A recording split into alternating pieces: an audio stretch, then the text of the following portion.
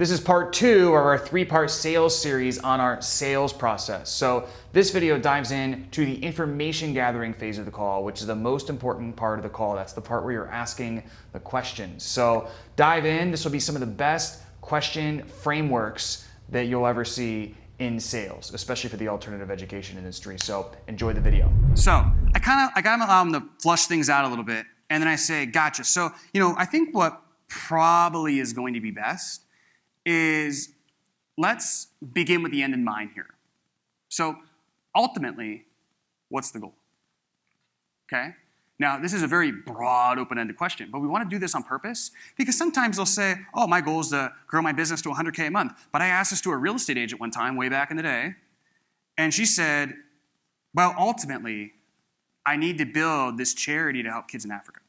I mean, I was like out of left field. I'm talking to this like high-performing real estate agent. But now, how would I have even known that if I didn't ask the ultimate goal? So I like these broad ones because you get just wild stuff. Okay? Now, when you ask this, they could talk for a long time. So you kind of got to either let them go if you're getting good information, or you got to cut them off if you're like, they're just going down a rabbit hole, they're telling you about their dog and their cat and all this stuff. So after you ask that question, again, we want to look for the monetary, we want to look for long-term vision, and we want to look for a non-monetary goal. Okay? Now, if you get the answers to these, you don't have to ask the question, right?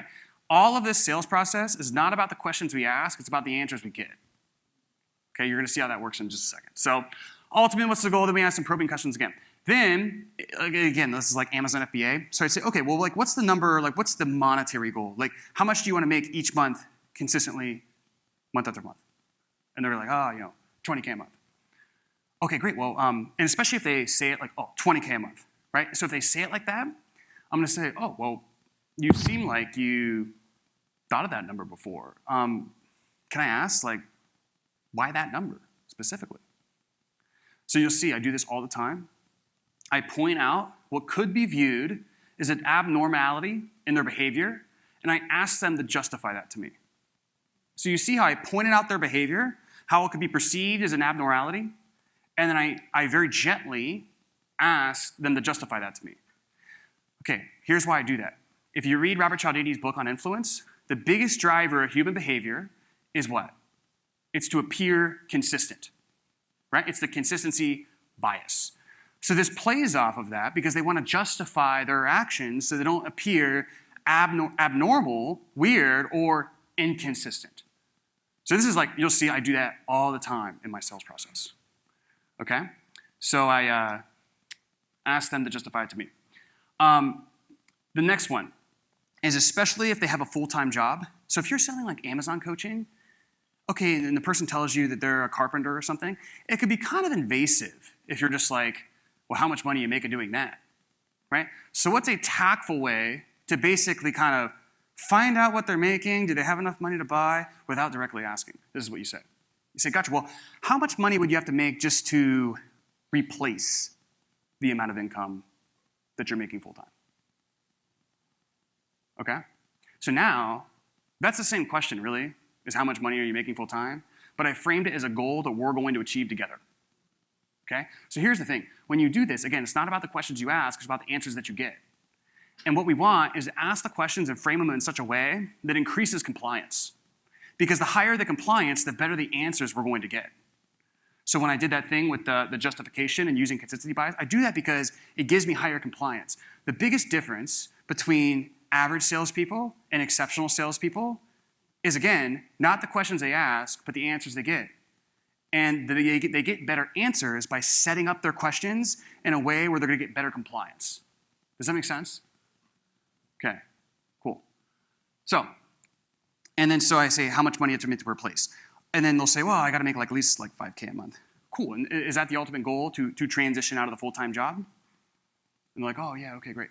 And so is replacing at 5K a month really the amount of money you need to make to leave? Or like, what's the real number that would have you walking in the door, putting that slip on the desk and saying, I'm gonna put in my 2 weeks, okay? So I'm actually, because what happens is 5K a month might replace, but they need 8K a month to feel good enough to leave. Now also what I did there is I made them visualize walking in the door, handing in a slip. I said, putting it on the desk. Sometimes I say slamming on the desk and saying, I'm going to put in my 2 weeks. So you see how when I describe that situation in detail, they're more likely to what? Feel the emotions of that, yeah? So, and then so I say, okay, great. So they'll say, oh, it's 5K a month. And I'll say, gotcha. So you're making 5K a month right now, right? So I always want to clarify it, because sometimes they will like not tell the truth here. And they're like, wow, no, I'm actually not making any money right now or something, you know? But so I'll say, you're making 5K amount right now then, correct? Because again, if you make an assumption, people don't want, like if you ask an open-ended question, sometimes people will be like, I don't really want to give you that answer. But if you just make an assumption, they want to what? They want to correct you, right? They don't want there to be misinformation. It's like if the information is going to be out there, they want it to be their version of the story, okay? So you're making 5K a month right now then, correct?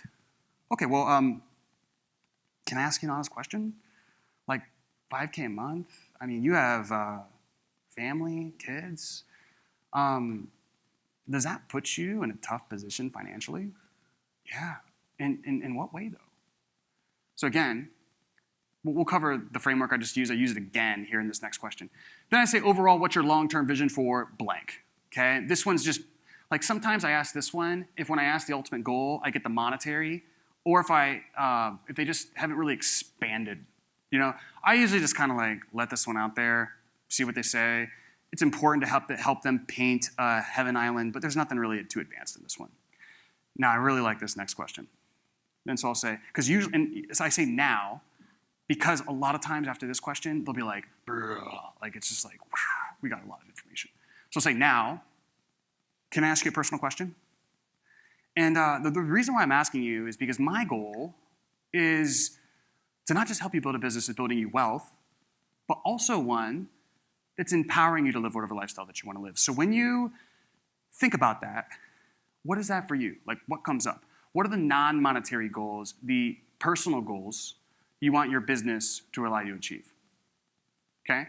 So here's what I did here. This framework is called permission, reason why, question. I totally just made this up. So now, I say now. So again, bring back to the present moment. Now, can I ask you a personal question? What does that phrase do? Two things. When I ask permission, I get what? Higher compliance. When I get higher compliance, I get better answers. Then also, I say, can I ask you a personal question? When I say, can I ask you a personal question, that presupposes I'm going to get a personal answer.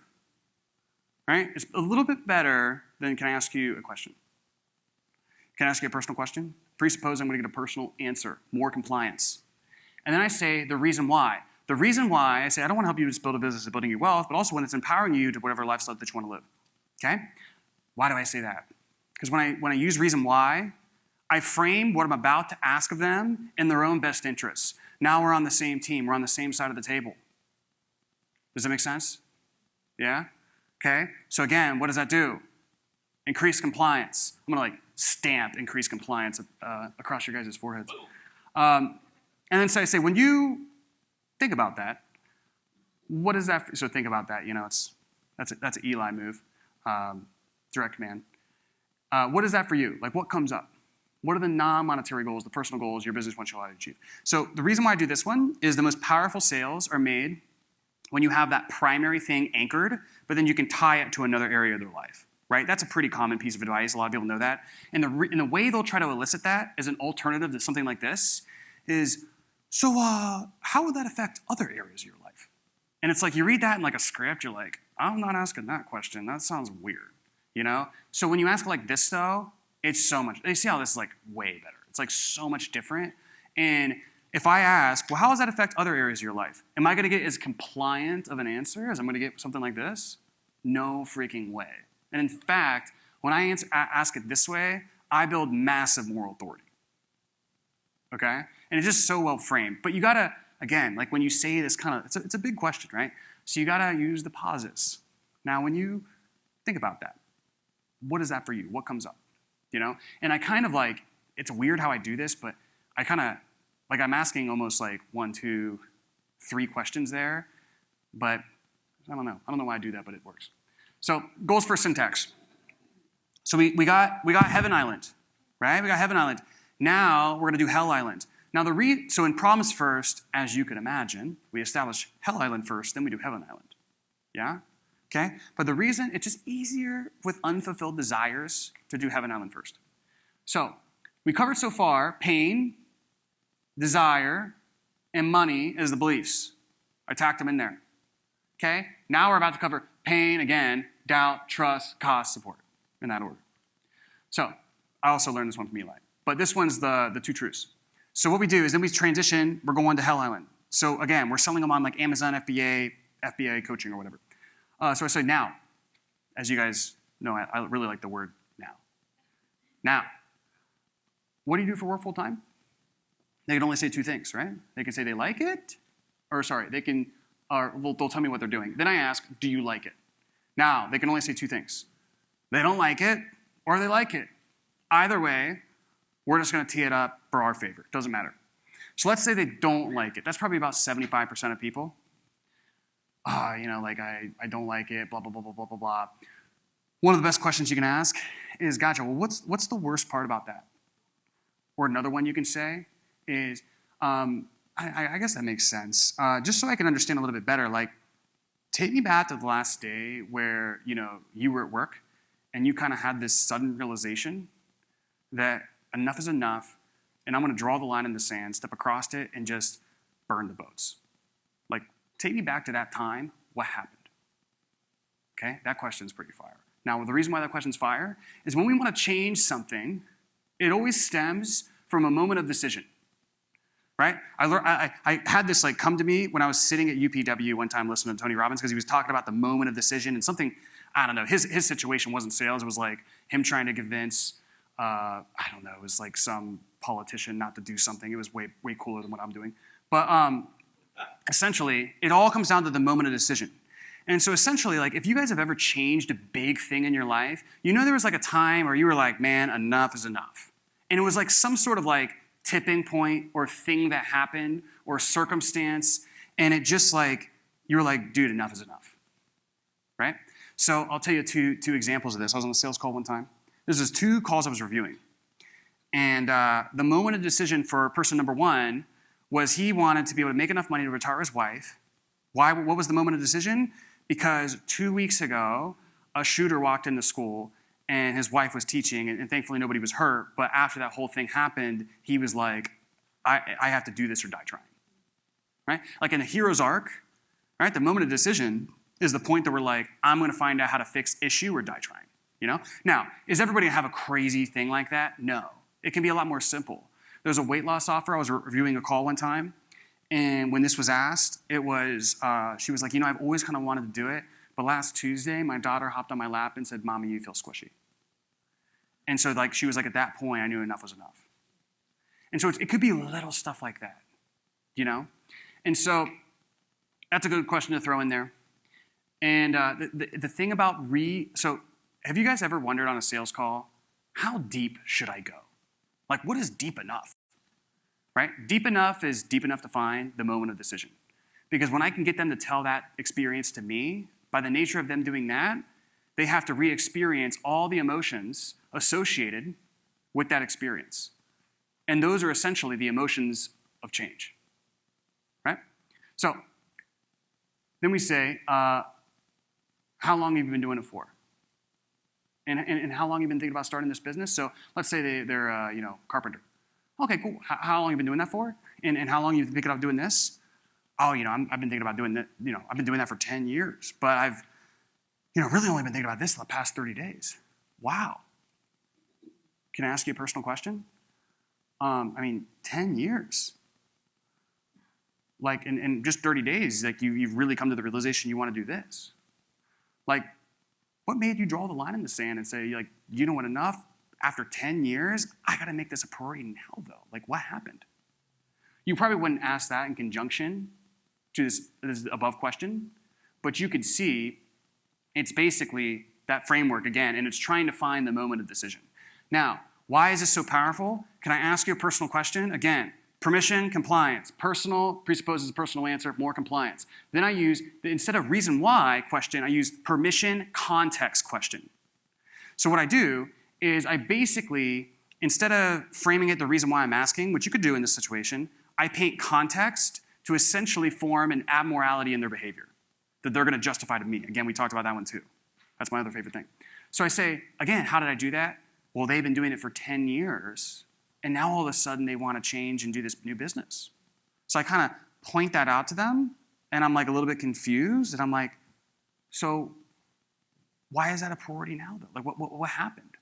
And when I ask that question, why is that priority now? I always tack on at the end, what happened? That will get you the moment of decision, that little tiny nuance there. Cool? So, now, let's say they do like their job. Okay, what do you like about it? You know, simple. Okay, and how long have you been doing that for? And how long you think about starting this?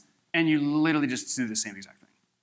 Okay? Because at the end of the day, if they like it and they want to change, that's more of an abnormality that could be perceived that they need to justify to you than if they don't like it. Does that make sense? So we're trying to get them to justify their actions to us, not from a place of like, well, you need to justify your actions to us. Not like that, right? But it's more of like out of a place of humble, helpless, like not helpless, but humble, innocent curiosity. Yeah? Cool. So again, I say a little of the same thing. What happened to make this priority now, though? So then we could do doubt, right? So doubt's super easy. Okay, and after 10 years, I guess, what do you think's been the biggest thing keeping you from getting this off the ground? Like, what's in the way? Okay, easy one. Solution question is essentially, so now we want to see, essentially, what have they done to be able to fix this, if anything, in the past? Okay? Have you reached out to anybody else to get help with this? Are you working with anybody right now? Have you been out there considering other people? Have you done coaching before? So all we want to do here is see if they have tried something that is basically in the ballpark or could be associated as similar to our said product or service. Okay? So a lot of times they haven't, but if they have, then what we want to do is we want to probe. We want to figure out, okay, well, did it work? Okay, well, why didn't it work? Right? And you ask them some questions. A lot of times they don't really give you good answers. So here's what you do.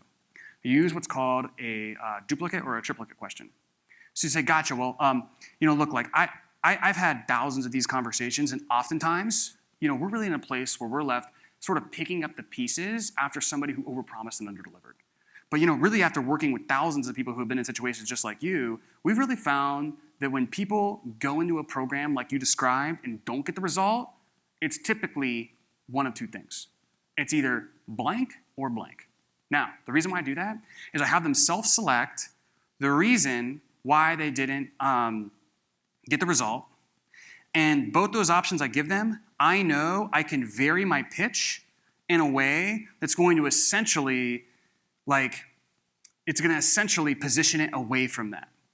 Again, because it should be the simultaneous explanation, right? So the way I used to do this all the time is back when I was, one of the things I used to sell was a one-on-one coaching program, and a lot of things at the time were group, right? So I used to say we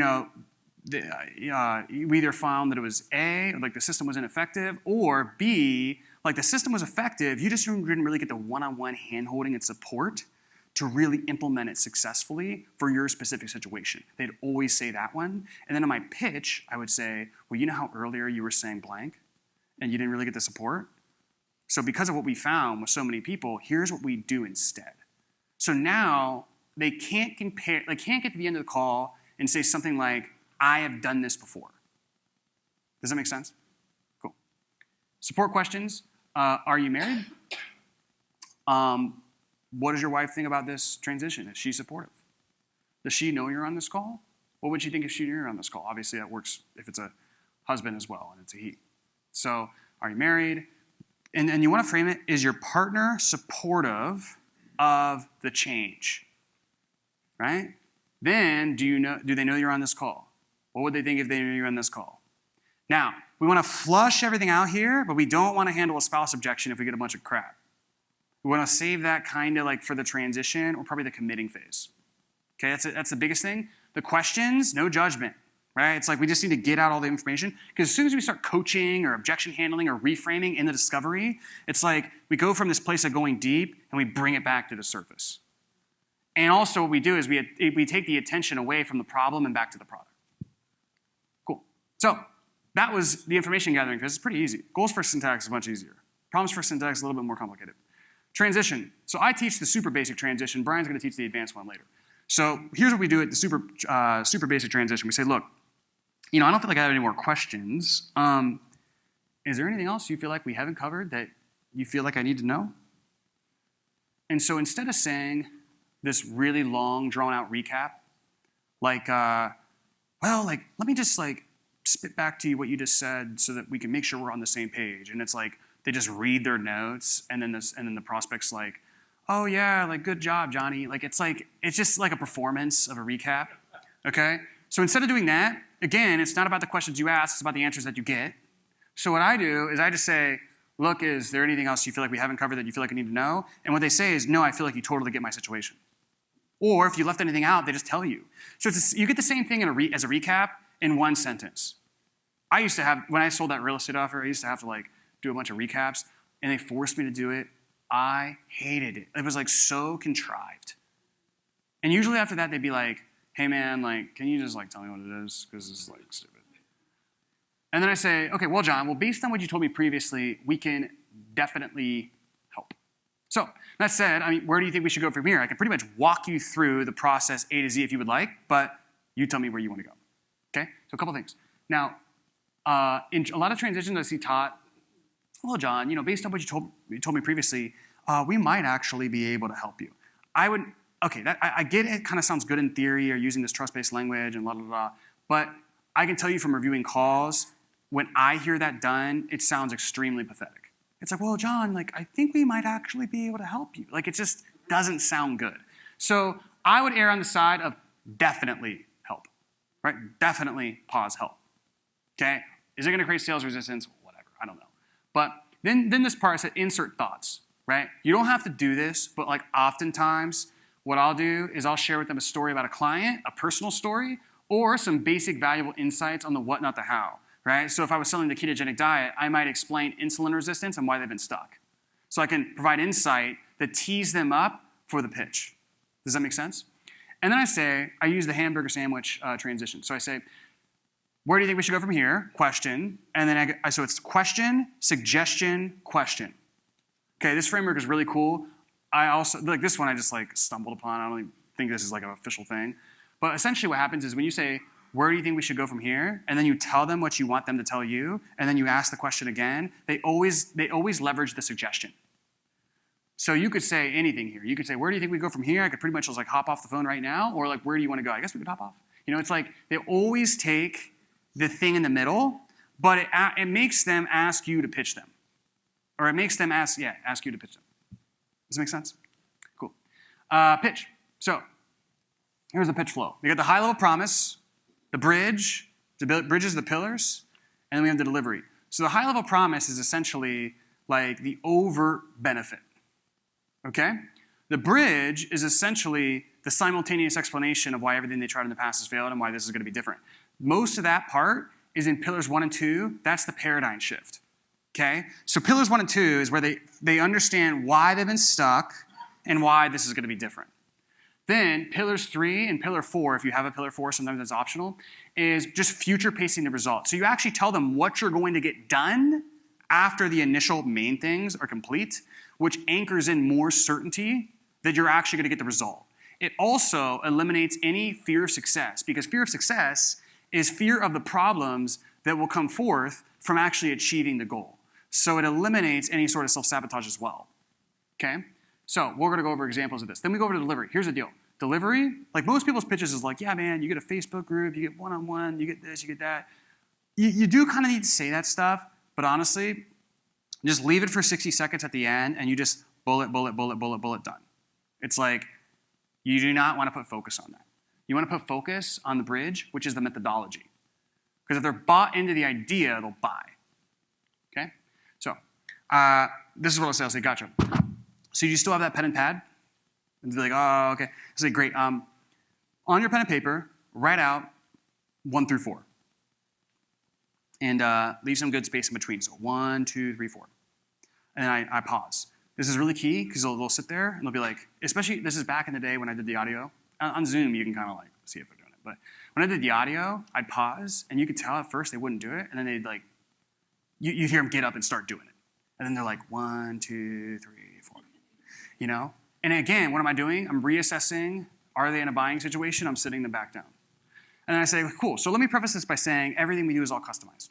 So for you, it's specifically going to be 4 things. 4 things to help you go from kind of a solopreneur real estate agent where you're at now with no leads to the point to where you have an abundant amount of listings coming in and an agent team to be able to fulfill on that, and you really have a business because you have a team and not a job doing around $500K to $1 million a year. Okay? So you see a just current or desired situation, you can remove objection, whatever. Cool? So, pitch pillar framework. So, I'll say, make sense? And they're like, yeah. So the very first thing you're gonna do when you come in is build out what I call your authority campaign, or whatever the first pillar is. So here's how you do this. This is pretty ninja. You say, look, when it comes to desired outcome, here's the problem. Most people out there are trying to do incorrect behavior. And because of that, they end up having problem, which ends up consequence. So instead, what we do is methodology, which allows you to benefit and ultimately benefit that benefit. Okay? Does that make sense?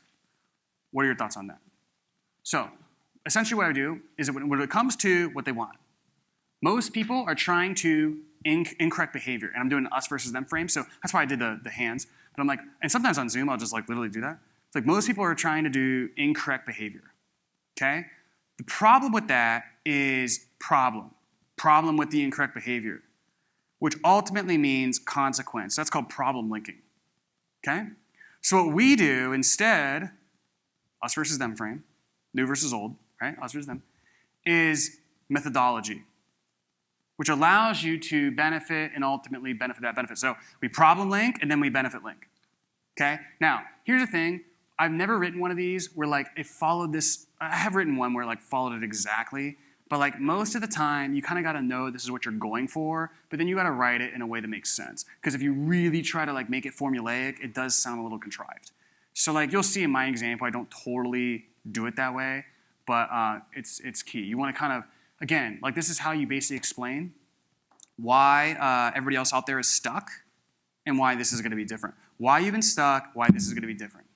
Okay? Then I say, does that make sense? They'll always say, yup. And then you say, what are your thoughts on that? Okay? Here's a really weird thing. I don't know why this is. Maybe Eli can tell you guys because he might know.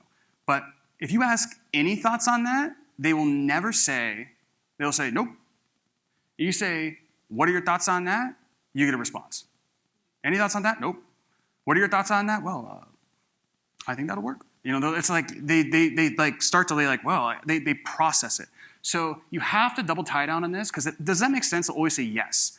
But what I want to do is I want to space it out and create a dialogue, okay? To where essentially it's like, what are your thoughts on that? They're like, oh, you know, I think whatever. And then so you can also tack in like, so you feel like based on earlier what we were talking about with blank, this process will probably be able to help you then.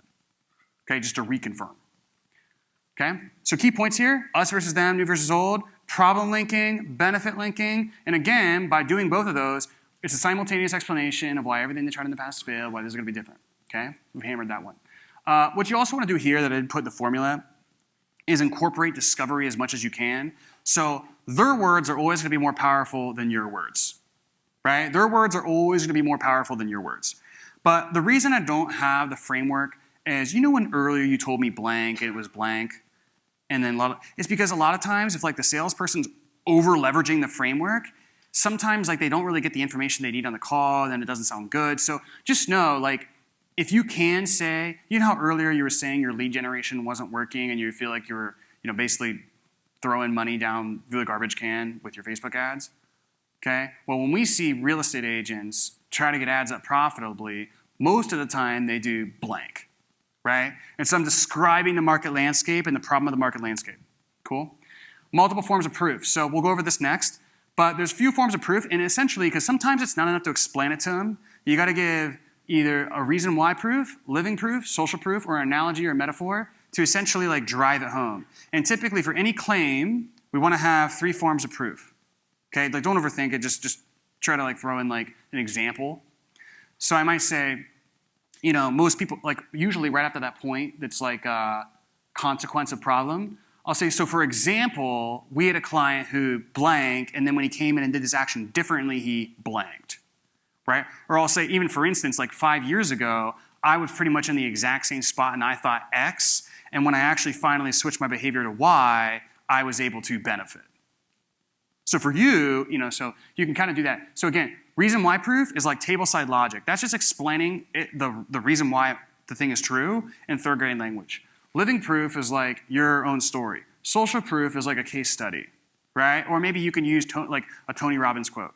For example, that's the exact reason why Warren Buffett says it's not what boat that you're in, or it's not how hard that you row, it's the boat that you're actually in, right? Those quotes are really good to just like anchor it in there. And then you could say analogy or a metaphor. All right, it's kind of like this. Imagine this. And then again, double tie down. So the big thing with pitches is I always see what's called an anvil drop. They're like, all right, man, you got your notes? You ready? All right, write out 1 through 4. And they're like, save your questions to the end. And then you're just like, and it's almost like you just listen to this PowerPoint presentation. You guys know when you've listened to a presentation before, and it's just like too much text on the slides, and it's like boring, it's too much information, it's too long, and at the end you're like, ugh. Like you're like, that's literally, for whatever reason, the sound of that emotional state is ugh. So that's what happens when they're just like, and you guys have been on a call where that happens, especially if it's an audio call.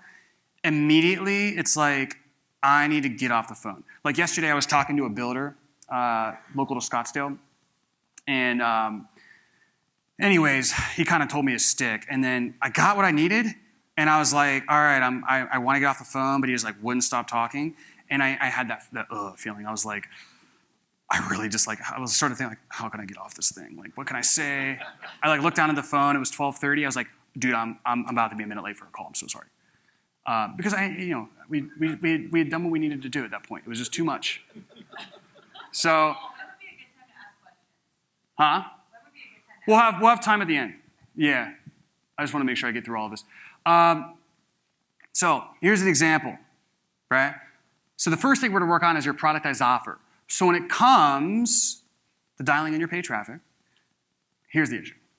Okay? Most coaches out there are completely focused on their ads, their funnels, like their targeting, rather to do manual bidding strategies, rather to do, these 17 different types of creatives, all of that stuff. So what happens is they end up spending a ton of money on ads, testing a bunch of different stuff. In reality, it's their offer.